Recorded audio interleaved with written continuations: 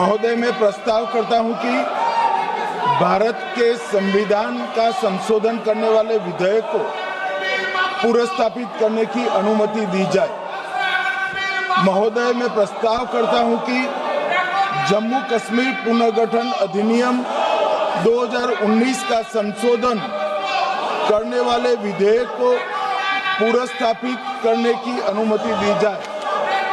महोदय, मैं प्रस्ताव करता हूं कि संघ राज्य क्षेत्र शासन अधिनियम 1963 का संशोधन करने वाले विधेयक को पुनर्स्थापित करने की मंजूरी दी जाए।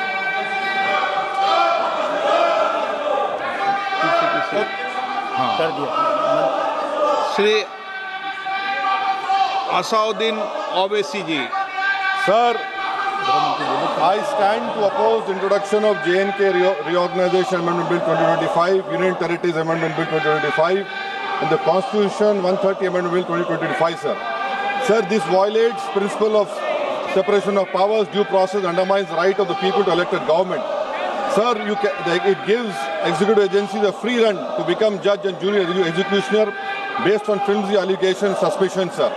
Sir, only when an offence is proved beyond reasonable doubt, then only you can leave the post and the membership. But here a mere accusation, allegation, the punishment of losing one ministerial post will follow. Sir, parliament democracy's chief ministers and ministers can only be removed through true means. First, executive prime minister can recommend their removal if the second council of ministers lose confidence of the legislature. Now this bill would empower the unelected executive bureaucracy to play the role of legislature. Sir, it undermines representative parliament democracy. This amendment would leave the minister and CM at the mercy of executive agencies. The severity of the amendment is not only in the fact that one loses their position if they are arrested, but even if they are detained. Detention and administrative action doesn't require an offence to be made. Sir, the chief minister will not be able to accountable people. I want to know from the Honourable Home Minister, as he read Article 74(1), which says that the Council of Ministers headed by the Prime Minister to aid and advise the President who shall, in exercise of his function, act in accordance with such advice. Now, this bill clearly violates 74(1). Sir, this is the 1933 Gestapo when Gestapo was found in Germany. This government is hell-bent on creating a police state. This will be a death knell and leash on elected government, sir. Indian Constitution is being amended to turn this country into a police state. BNS 152, the Home Minister promised in this House that sedition would not be used. Section 316, Section 9 of BNS, PMLA Section 4, all these can be used to destabilize an elected government, sir. That is why I oppose the introduction of all these three bills. This is nothing but creating a Gestapo to ensure that our democracy does not survive. And may I tell the Honourable Home Minister, despite his promise on BNS 152 has been used against a senior journalist, Siddharth Vardhan, Assam also. That is why I oppose this introduction of three bills, sir. Thank you. Tiwari.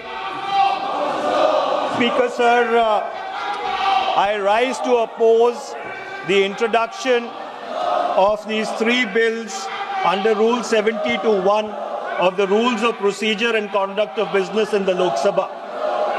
This bill is squarely destructive of the basic structure of the Constitution. अध्यक्ष महोदय, भारत का संविधान का जो मूलभूत ढांचा है वो ये कहता है कि कानून का राज होना चाहिए. There should be rule of law. और उस rule of law, कानून के राज की बुनियाद है कि आप बेगुनाह हैं जब तक आपका गुनाह साबित नहीं किया जाता. You are innocent until proven guilty. This bill stands that fundamental maxim of jurisprudence on its head. It makes an investigating officer the boss of the Prime Minister of India. The second ground on which I oppose this bill, it violates Article 21, the due process clause. FIR, arrest, charge sheet, and even framing of charge does not in any manner substantiate guilt. In fact, you plead not guilty only after charges are framed against you.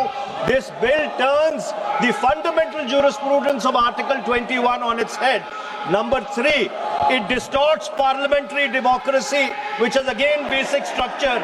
by displacing will of the people through mere custody, bereft of judicial determination. अध्यक्ष जी, ये बहुत ही संवेदनशील विधेयक है. मेरे 2 बिंदु और हैं, मुझे कृपया. ओके चौथा, on the fourth ground is it opens. Please माननीय सदस्य, आप नियम 72 के तहत विरोध कर रहे हैं.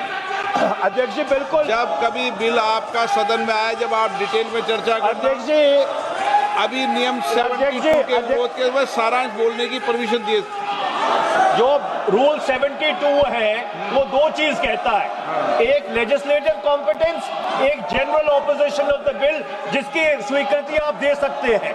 और क्योंकि ये इतना संवेदनशील विधेयक है, मैं आपसे ये विनती करता हूं इसके ऊपर पूरी चर्चा कराई जाए. मेरे सिर्फ 2 बिंदु और हैं.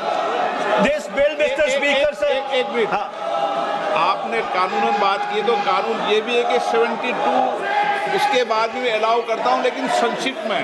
बिल्कुल संक्षिप्त में अध्यक्ष जी. आपको डिटेल में चर्चा मेरे सिर्फ 2 बिंदु और हैं. This bill opens the door for political misuse by instrumentalities of the state whose arbitrary conduct has been repeatedly frowned upon by the Supreme Court. And finally, it throws all existing constitutional safeguards to the winds. Collective responsibility, judicial review, no confidence motion, and disqualification and conviction. And this makes this amendment excessive, unnecessary, and unconstitutional. इसलिए मैं इन तीनों विधेयकों का पुरजोर विरोध करता हूं और गृह मंत्री से मैं ये आग्रह करना चाहता हूं कि ये तीनों विधेयकों को वापस लिया जाए. Shri N.K. Premachandran. Speaker sir, I strongly oppose the bill, 130th Constitutional Amendment Bill, as well as the other 2 bills I strongly oppose on 4 grounds. So the first ground is the bills are to be introduced according to the rules and procedure of the House. The bill is not circulated among the members. Yesterday after 1 o'clock we have received the copy of the bill, and I would like to know from the Honourable Minister, what is the undue haste and urgency in bringing such a constitutional amendment bill? What is the emergent need of having such a bill? That means the introduction of the bill itself is lacking bona fides.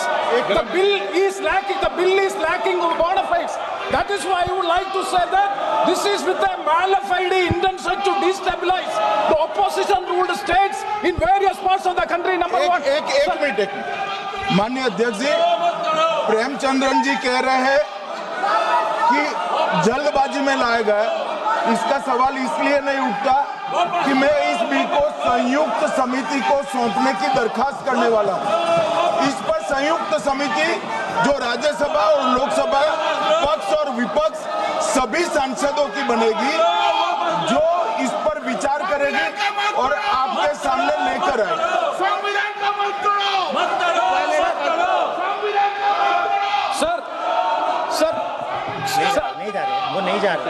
Sir, I do agree with the Honourable Minister, but at the same time, the members are having the right to oppose the bill at the time of introduction. This is the legitimate constitutional right of each and every member to oppose the bill at the time of introduction of the bill. That is being contained. That is the problem which I am trying to say. And the second one is that is disqualification. Shri Venugopal.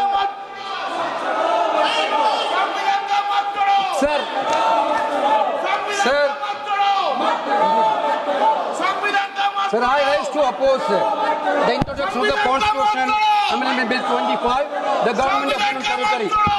Sir, this bill is to sabotage the federal system of this country. This bill is to sabotage the basic principle of the Constitution of this country. Sir, BJP people are telling this bill is to bring morality in politics. Can I ask a question to the Honourable Home Minister? When he was the Home Minister of Gujarat, he had been arrested, sir. Whether he took the morality of that point of time, ये विषय नहीं है. morality of that point of time. गृह मंत्री जी, आप मुझे सुनो जरा. मुझे सुनो गृह मंत्री जी मुझे सुनो ना, पहले बैठ जाओ। प्लीज। हाँ, गृह मंत्री जी। माननीय अध्यक्ष जी, मैं रिकॉर्ड क्लियर करना चाहता हूं। मुझ पर झूठे आरोप लगाए तब अरेस्ट होने के पहले मैंने नैतिकता के मूल्यों का हवाला देकर इस्तीफा भी दिया, और जब तक मैं कोर्ट से निर्देश नहीं हुआ, कोई संविधान को मैंने स्वीकार नहीं किया। ये क्या सिखाते हैं नैतिकता में?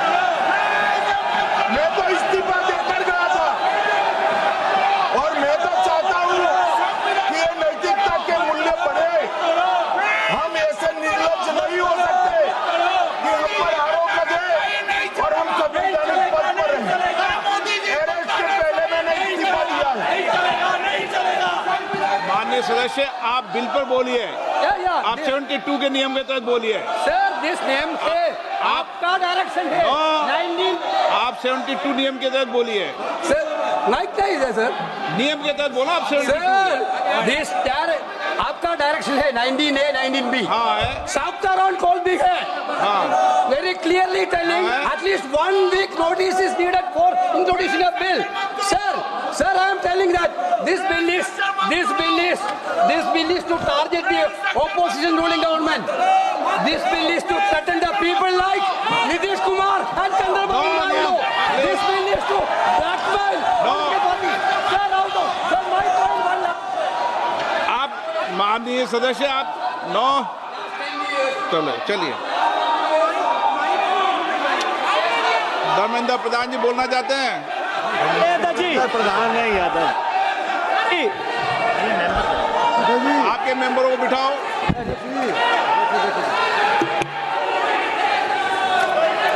धन्यवाद अध्यक्ष जी।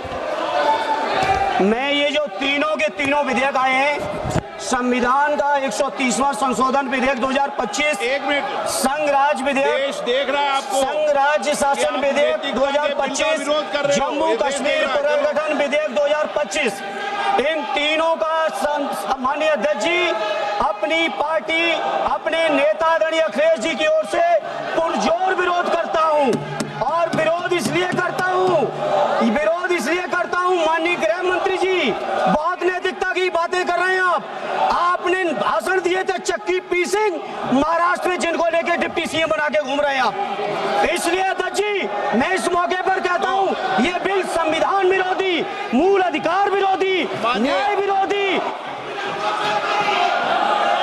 माननीय अध्यक्ष जी, मैं प्रस्ताव करता हूं कि भारत के संविधान का संशोधन करने वाले विधेयक, संघ राज्य क्षेत्र शासन अधिनियम 1963 का संशोधन करने वाले विधेयक और 2019 का और संशोधन करने वाले विधेयक को माननीय अध्यक्ष जी द्वारा नाम निर्देशित किए जाने वाले इस सभा के